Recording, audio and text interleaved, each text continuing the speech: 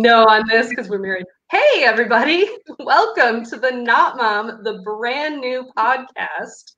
I am Laura LaVoie, of course, and I'm here with founder of the Not Mom, Karen Malone, Wright. Karen, how you doing? Welcome, everybody. I'm doing great. I'm so happy to see everyone who I am assuming and believing is out there.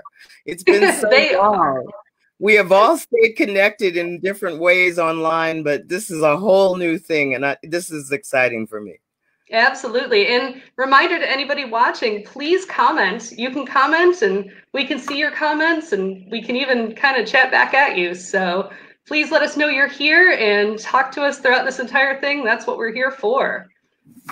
We've got so many new eyeballs, and from the last time we reached out to people, I know that for sure. So let's start by saying the Not Mom was started by me, for me, because I was online back in the day and I could not find women who were like me, women who realized, holy crap, I'm not going to have a kid. I'm old. It's over. The time of choosing, not choosing, health, not health, whatever reasons, it's over. And when the internet was new, it seemed that the only groups that were out there were women who were still trying to get pregnant, women who were infertile and in different health programs trying to fix themselves, fix their bodies, if you will, so that and that wasn't me. So once I started researching, I found there were all these women who never wanted to have kids. What a concept to me. And what I knew as I kept researching, which Laura will tell you, is that those women are growing in number, not just in America, but around the world. And once Laura and I discovered each other, we realized how well we balance each other. One white, one black, one in her 60s, one in her 40s, one who's decided she never wants children, that would be Laura, and one who really wished she could have children. So now I try to be a good aunt and a great godmother, not a great godmother, but great godmother. And I love all the kids around me, even the two twin boys who live next door to me and make a lot of noise. So our rules, if you will, rules of a code of conduct is the way we like to say it, is that we do not tolerate mean girl language against mothers. This is not that site. We do not call our moms, who are our girlfriends, they are not breeders. They are not cows. The children they give birth to are not crotch fruit. All that kind of language will get you kicked off of our site in whatever platform we are on. We know that moms not just in the majority in the world, they're the majority of our girlfriends, truly. So that's how we live. Hope you like the way we live and you join us. And we're ready to talk to you. We are, and we've got some people saying hi. We've got Diana. Hi, Diana. Hi, Diana. Katrina Manuel. Hi, Katrina Manuel. And bonjour. We have our friends in French-speaking Canada who we met at our summit. Let me deal with that real quick, Laura. One of the things I get so often is people who cannot wait to have another Not Mom Summit, or women who weren't able to go to the first two Not Mom Summits, and they can't wait to find out when we have another one. I don't know when we're going to have another one. We went into our retirement to make those happen. We need sponsors. We need money. We need staff, because right now you're looking at our staff, me and that lady over there. Our screens are mirrored, so I don't know which side anybody's on. I don't either. But the thing about the Not Mom Summit was that it helped us see that women who thought that they only wanted to meet other women who were just like them. If you were child-free, you only wanted to meet women who were child-free too. And if you wanted children, you only wanted to meet those women who were kind of sad like you. And when you were face to face, you realized, you know what? We have a lot in common. Who'd have thought that? Online, it's awfully easy to click off and decide you're not going to listen to the other side. And that's one reason why we would love to have another conference that brings together women of all stripes in real life, lock them in a hotel for 3 days, and darned if they won't stay friends for the rest of their lives.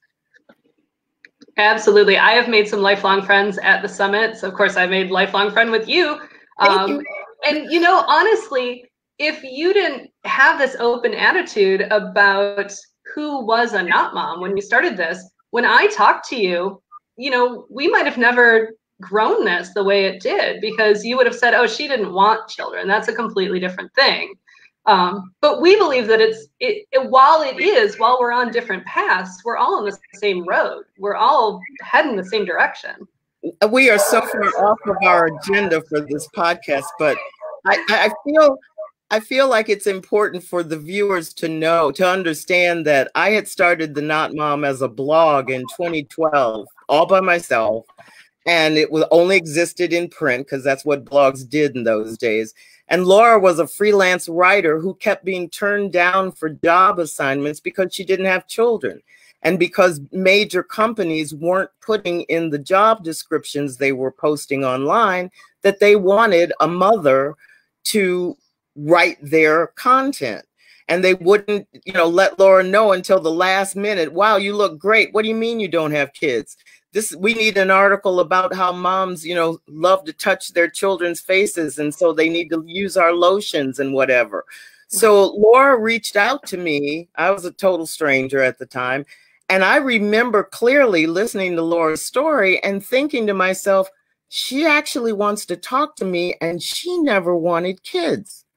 I can't believe it. It really, I'm happy to confess, it never occurred to me someone who never wanted kids would want to be my friend, because I was walking around the planet literally bursting into tears every time I saw a woman with a big pregnant belly.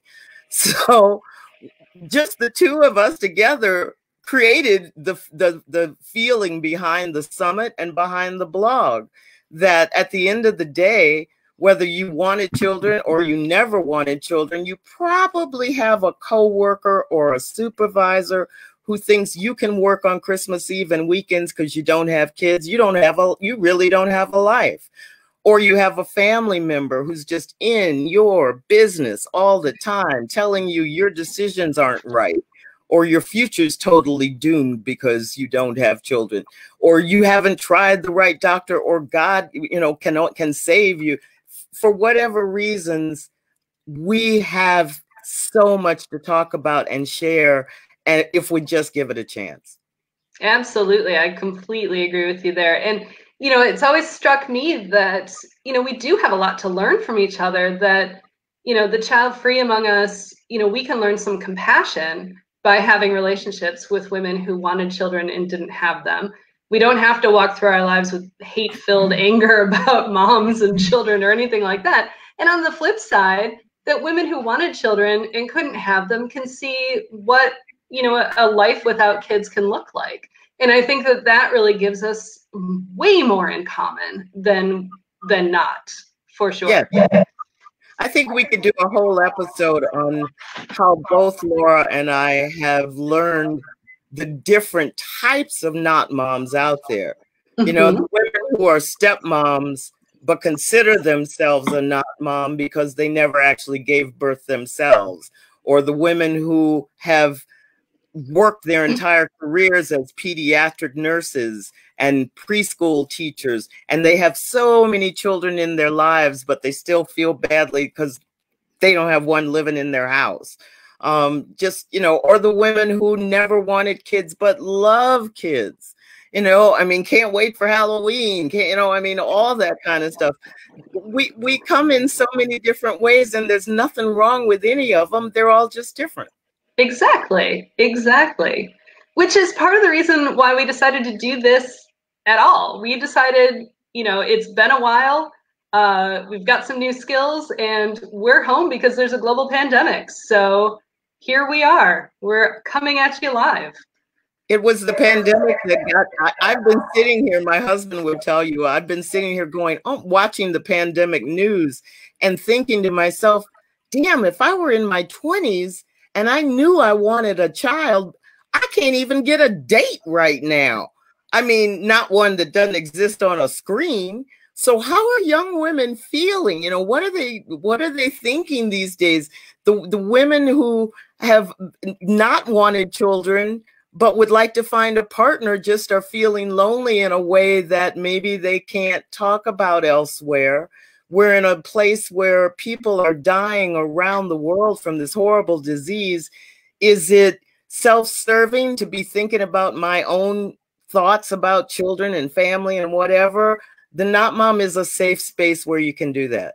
And it's okay to think about yourself, because the truth is everybody on the planet right now is thinking about themselves, their families, their moms, their nieces and nephews, and the whole 9 yards. Absolutely. Absolutely. Yeah. Go by. Somebody from the Netherlands is here. Hi there. See that? Hey, from the Netherlands. We've got people from, Lori and Katrina Manuel want to bring the summit to Canada. So I would love to bring the summit to Canada. I can't imagine partying with we know some wild Canadian ladies that we have met at the summit, and we've met women from everywhere, from New Zealand to China, through our summits. So someday I believe we will all get together again in real life. Who knows? Who knows? But you know what we can do now is that we can do this here. We can get together remotely, online. People from Nebraska. Oops, I lost you. This is new, and this technology wasn't there. We thought about a podcast long ago. And the technology really wasn't there to make it as easy as it is now. We are exploring the idea of an online digital summit. I don't know about you, Laura, but I've certainly been to those where a little avatar goes into a breakout session, and it's not as much fun, but it at least gets us going. And I think that perhaps the sponsors will come, because things are just changing, and it's a whole new world. God knows. Absolutely. It completely is. So what else did we want to talk about today? I know we got all kinds of thoughts going through our heads. Well, one thing for me is that I have been so touched. I mean, makes me get weepy.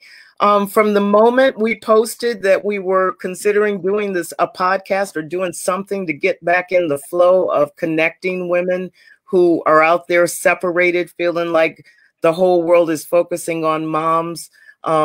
What about me? That we've been connected, we've been reached out to, that's not proper English, but oh well, by a couple of major organizations, including the US government, because in America, this is the year of one of our every 10 years, there's a word for that, like dicentennial or something. But it's the year of the census. Mm-hmm. And if folks watching have seen some of our, or if you've been to our summit, or if you've seen some of our blog posts, we know that the US Census has already realized that they've counted that there are more women who have never given birth in America than the time that they first started counting such women in the 70s, 1970 to be exact. So here we are at 2020, and if you don't fill out your census or the surveys that are attached with the US Census as an organization, they won't know you're out there, and the statistics won't reflect what America really looks like and the many dimensions of American women. So that's number one of excitement. And as we keep going forward with the podcast, we're going to have some special guests from that organization and others who have been looking for a way to reach out and connect with women who aren't moms. There are so many ways to connect with moms in the world, but not so many for women without children. Also, we know that I'm losing it, Laura. You got to pick up. I do have to It went right out of my menopausal head. It happens. No, you actually got me thinking, like you told my story about how I was just looking for someone, somewhere to share my voice, a way to, have this conversation about choosing not to have children with people who may also have that experience. And, like I couldn't get these writing gigs that, I used soap and I used lotion, and just because I don't have children, it made no sense why I wasn't qualified. Yeah, I mean, why? But it's because of these census and, you know, knowing this information that that's going to become more and more important, because, you know, companies want to target women with children. That's a foregone conclusion. We know that the majority of women in our country are mothers. But we're here too, and we buy products too. And the companies rely on this data just as much as the US government relies on it. I think there's going to be fears about alienating moms. And I think one reason why people and organizations do continue, even though we haven't had any new content in more than a year, frankly, is because of our inclusive spirit. We're not just one side of Not Moms or the other. We're not anti-mom by any means. We're just us. And the other reason why I was so excited when you came up with, you know, the suggestion of doing a podcast was because of the quarantine, because people are dying.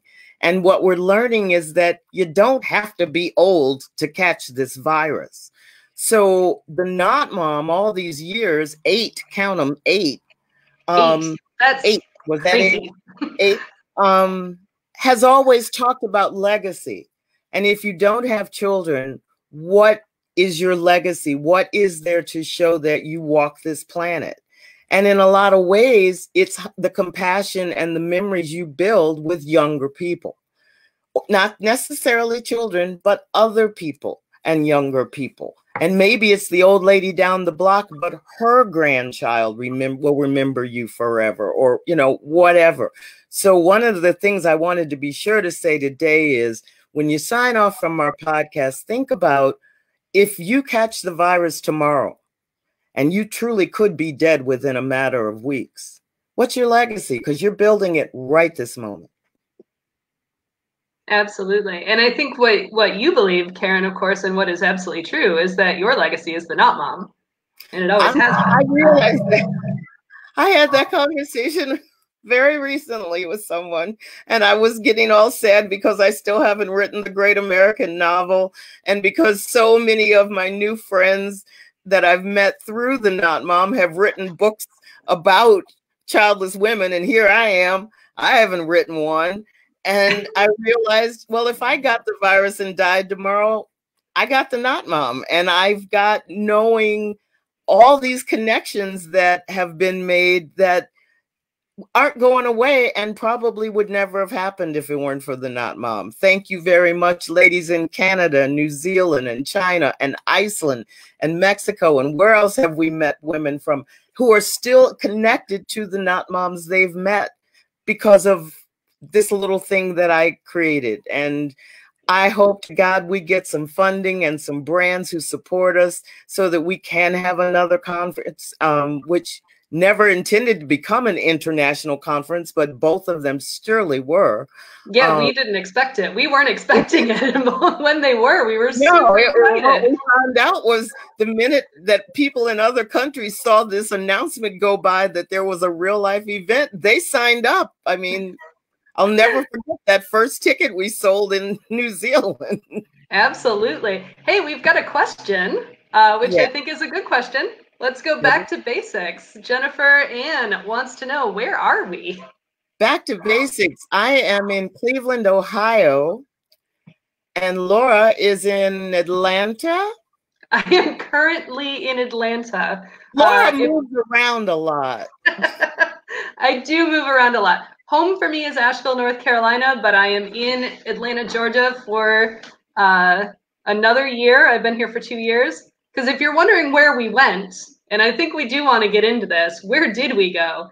Where I went was Atlanta. And it's because we did this crazy weird thing that my partner in life, Matt, who some of you may have met or at least seen information about, he decided at the age of 43, something like that, to go to law school. So here we are. And I fully support that, and it's fantastic. And, you know, nobody bet on a global pandemic when this all started. So it's gotten weird, but we're here and we're doing it, and we have 1 year left, and then we're going back to North Carolina. Yay. And Laura's also a tiny house person. She and Matt built a tiny house, tiny house. Very tiny. Very tiny. But I'm here in Cleveland, which is my hometown. I've lived in a lot of cities and places, but I am here. And if you go to the Not Mom, and you'll see a post today, which is the first new post in quite a while. I explained that at the very end of our second Not Mom Summit in 2017, as I was on stage saying goodbye to everyone, I suffered my first ever killer migraine. And the killer migraine led to an itty bitty stroke. And the itty bitty stroke led to some itty bitty seizures. And the seizures meant that I could not look at a computer screen without getting a headache, even if I darkened the screen. So unfortunately, to all of you who never got a thank you note or, gee, this is, here's the tally of what happened after the summit, it's because I couldn't work on the internet. And the more that the Not Mom got behind with no new content, the sadder I got and the harder it seemed that I'd ever catch up. And so that's basically where we went. But we never forgot you, and you never forgot us, because I have never, ever, not 1 week has gone by since October 2017 that I haven't gotten people subscribing to the blog, even knowing that there's no new content coming. People subscribed, people sent emails saying, are you going to have another summit? Or where is the next summit going to be? Or how can I help you have another summit? Or thank you for writing such and such a post because I needed that today. Mm-hmm.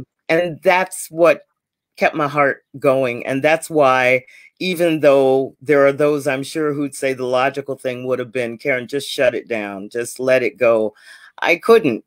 And as hard as it is, and I'm sure somebody somewhere on this mean internet will yell at me for saying it, the Not Mom's my baby. And I couldn't put it to sleep, not yet. So here we are online talking. And the best part about this is we could just pick this up where we left off. I mean, we lost some time, but it's not that big a deal. We're just going to keep going. And that we have this crazy technology, and we can do a Facebook Live, and we can talk to all of you, and we can talk to each other. And, it's a crazy world we live in, that we're dealing with this pandemic, but, there's always some good. There's always some good that comes out of everything, and that we could start this is a good thing. Well, the Not Mom started on Mother's Day in 2012. And since then, in the 8 years since then, Laura and I have learned that Mother's Day is a real trigger.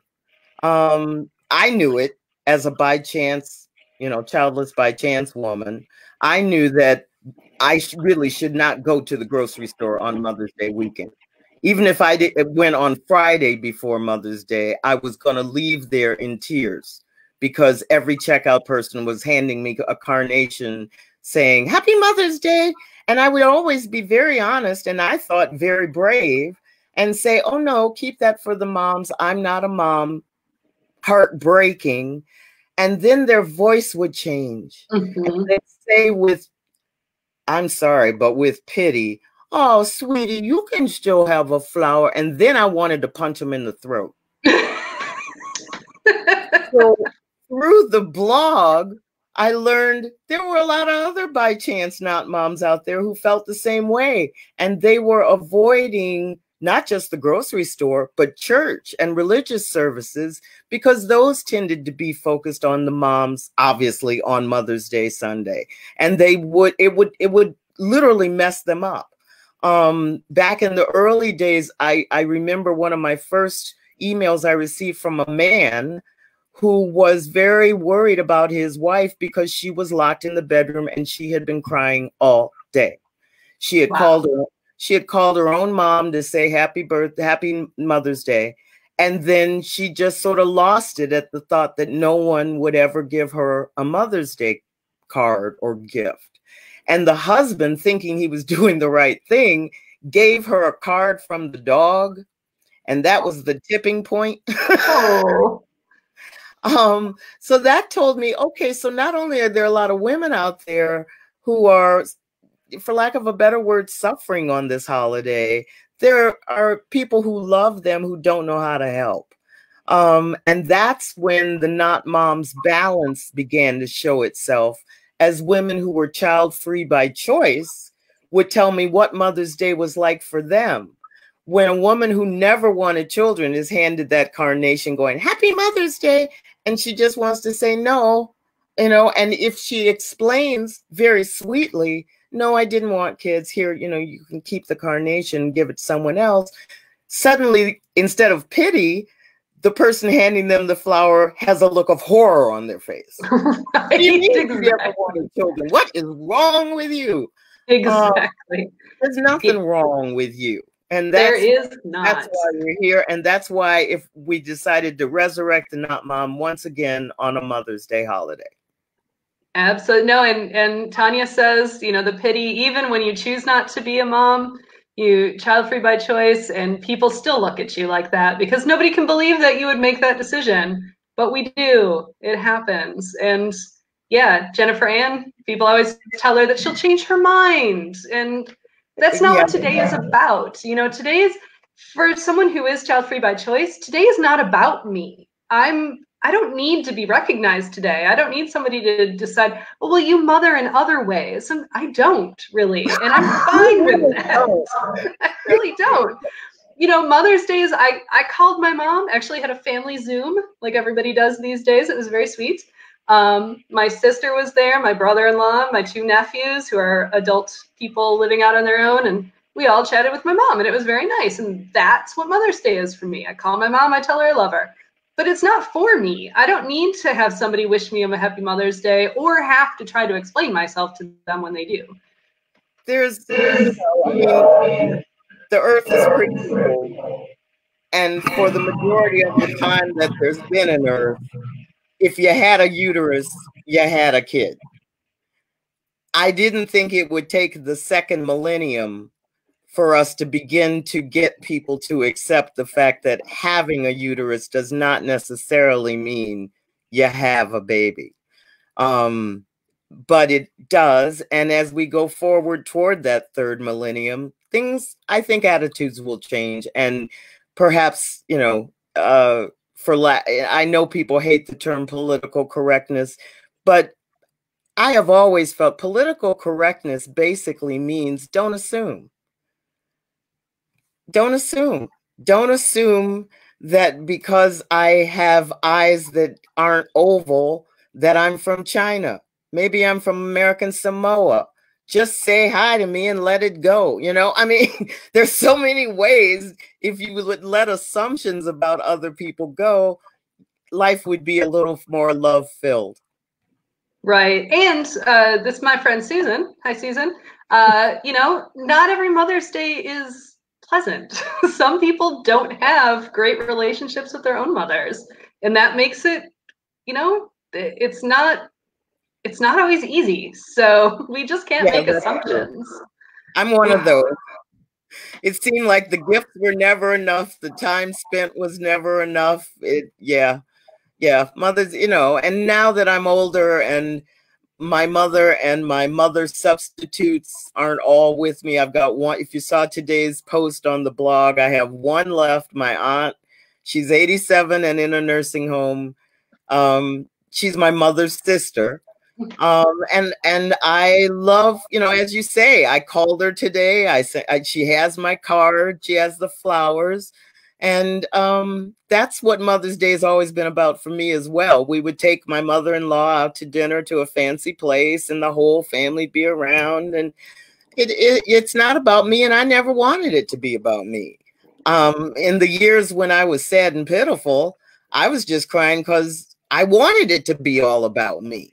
Mm-hmm. And it seemed like every talk show I turned on was telling me that everybody around me who was female was celebrating Mother's Day because they were moms. And no one, I don't know what network it was. Laura, you might remember a couple years ago, and there was a morning show like CBS This Morning or something where they actually did an interview with childless women on Mother's Day, and the hate mail they got because they took some of that precious salute to Mother's Day time and gave it to non-mothers was really horrific.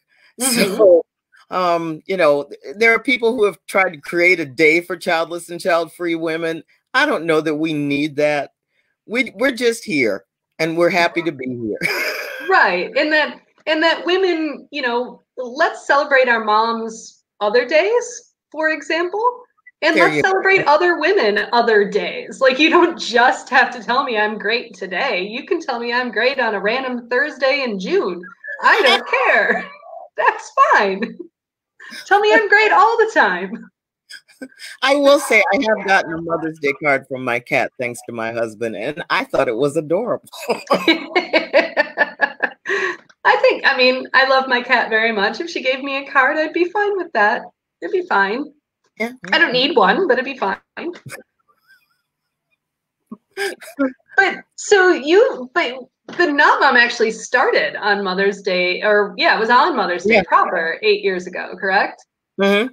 Yeah. So that's why it started, because I assumed, well, I already knew, you know, enough in general, but I assumed that on this particular holiday, there were other women without children looking for a space to go and be safe, where they wouldn't be told Happy Mother's Day, where if they were sad, they could be sad, where if they were pissed, they could be pissed, but they would be allowed to express their feelings and not get judged for it. And I think it's the judgmental responses that we get that make us suck it in and get ulcers, frankly. You know, the whole idea that somehow saying how you feel about this holiday hurts moms. That's the mom's problem. That's not my problem. That intention is not there in any way, shape, or form. Thank you for loving my cup, Missy. I wanted to make sure you saw that, Karen. I got the idea from Wendy Williams, who used to have one long ago, and I hopped on Google and I was like, I have got to find that cup. And all right, I'm sorry, Laura, I got to take a second out.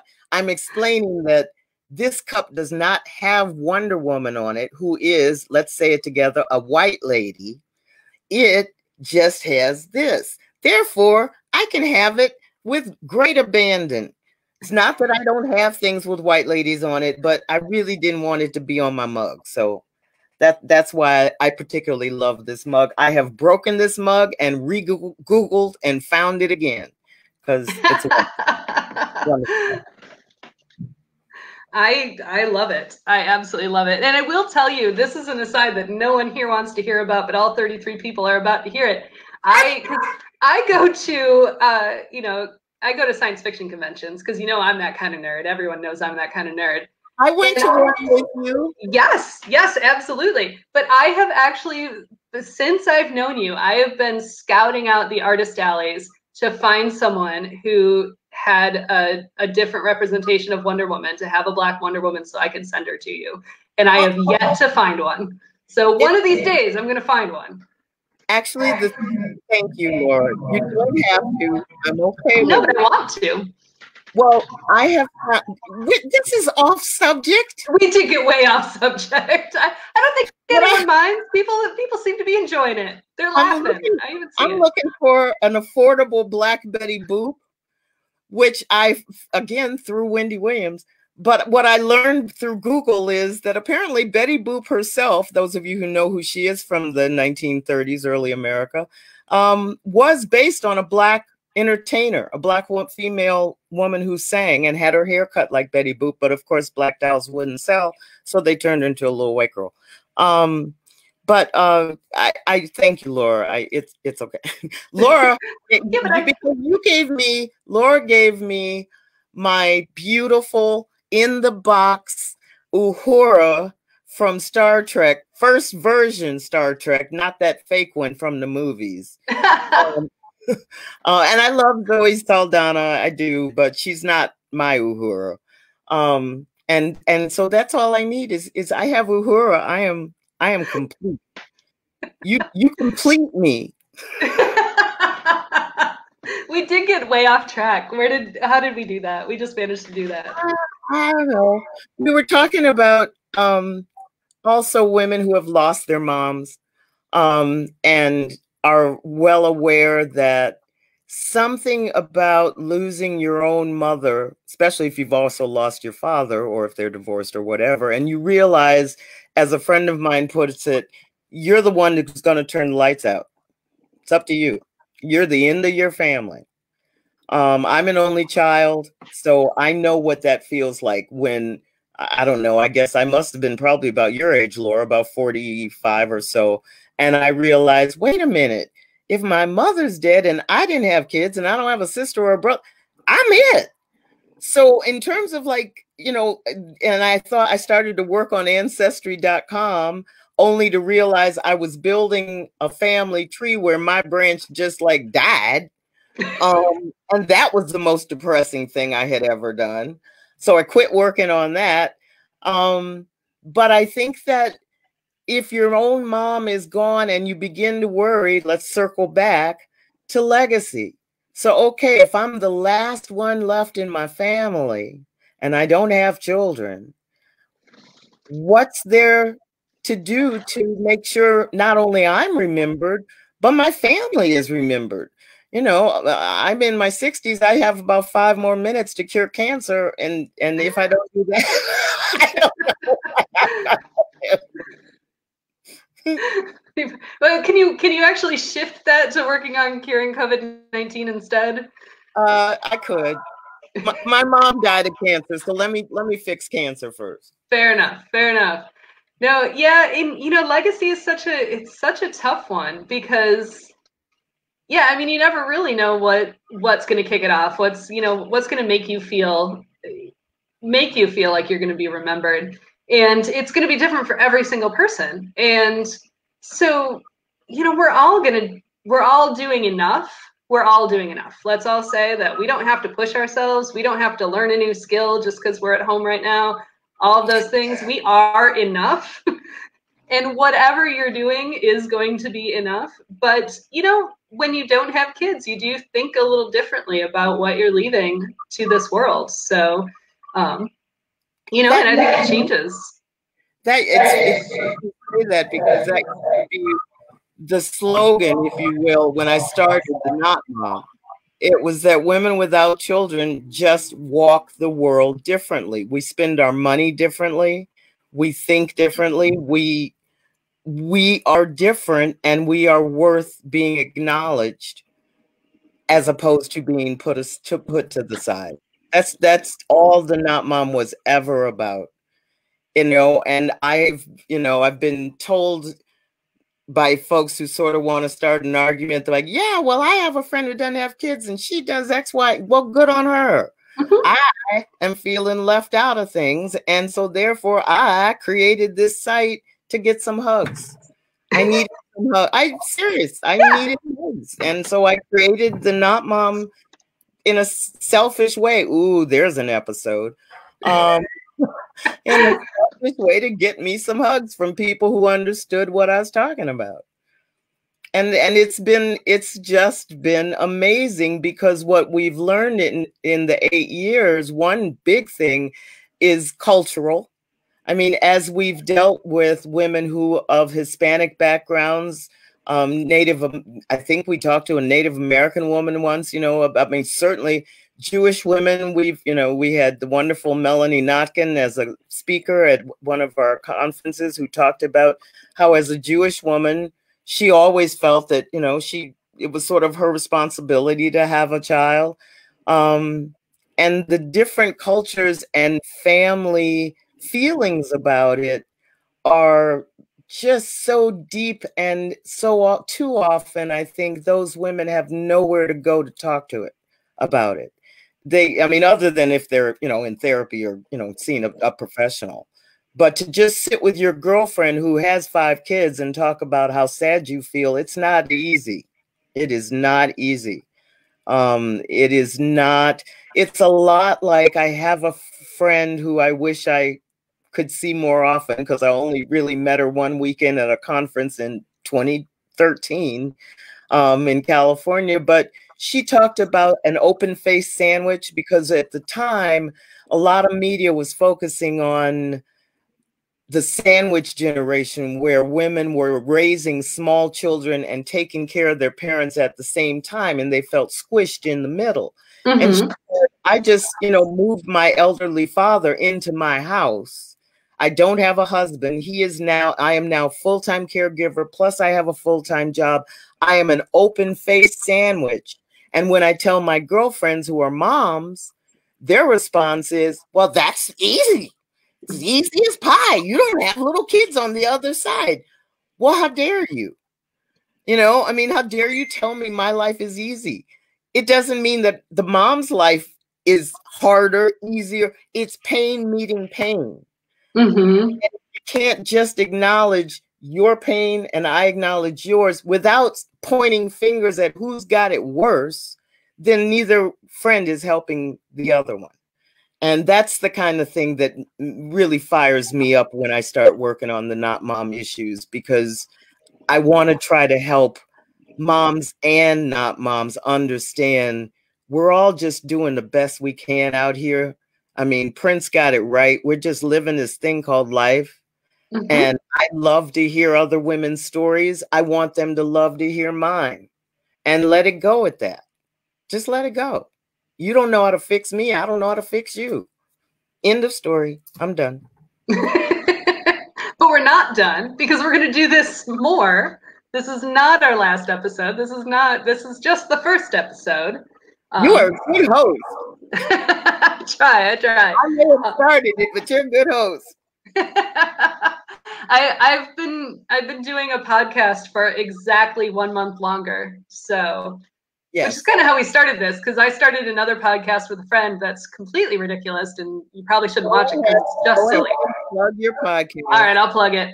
It's called Bill Has Opinions, and my co-host Bill, he has opinions, and we just talk about stuff. So you can find it on Facebook at Bill Has Opinions. But it was because of that I learned how to use the platform and to be able to do this, and that's why I brought it to Karen and said, hey, we should give this a shot, and we plan to keep doing this for a while. So what we want you to tell us is, should we think that we would love to be a weekly podcast, but there's just the two of us and life is life. So at the least, we're thinking we will do an episodes every other week, or maybe even monthly. What would you like to see? Let us know right now in the comments, or messenger us on Facebook. When we sign off today, this episode will be recorded and posted on our YouTube channel at the Not Mom on YouTube. I know I didn't give that address correctly, but you'll figure it out. You're a smart lady. But we already have several people who want to be guests. God knows we've got some authors up the yazoo who we know and love, Amy Blackstone, who can come on and take off. I like you name dropping. You're like, by the way, Amy Blackstone. If I dropped one, the rest of them are going to cuss me out. Anyway, we've got all these great folks that we know who want to come on and talk with us, and then there'll be a third little box of me, Laura, and secret guest. But help us know what you think about this, what you think about the idea. Are you enjoying it? How often you want to see it? You got some suggestions for who we should try to reach out to? One thing about the pandemic is that just as broadcast news on real TV begins to figure out that they can basically get any guest in the world, because the guest only has to sign on their laptop at their house in Venezuela, we can do that too. So a lot of the celebrities and other people that Laura and I tried to get to our conferences, and we couldn't afford their speaking fees or whatever, they might be willing to just sign on their computer and talk to our network. So if you got ideas about who you'd love to hear from, Not Mom and other moms, let us know. Absolutely. I'm super excited. Look, I'm seeing, I'm going through this scroll. We've got so many people wanting to do, suggesting what we do. So Well, we love it. You every other week. That would be my preference. I see the comments going through that. You know, that's a pretty popular vote. We'll see what we could do. Either way, we're just happy. This has been fun. This has been fun. And don't forget to, like us on Facebook, share this with anyone you think might be interested. We like shares. Subscribe on YouTube, do all that good stuff so that you can keep seeing these. And we'll keep you up to date with when and how and all of that we're going to do the next episode. We'll also announce on the blog itself. So now already subscribe to the blog. Do that. So you can subscribe to our Facebook page, our YouTube channel, or the blog itself, or all three, which is the smartest idea. We want to see you everywhere. That's where we want you. We want you all everywhere. Everywhere. And we wish you a very, very happy Mother's Day. No matter what. No matter what. And yeah, so we're good to go. We'll talk to you all later. Bye. Everybody.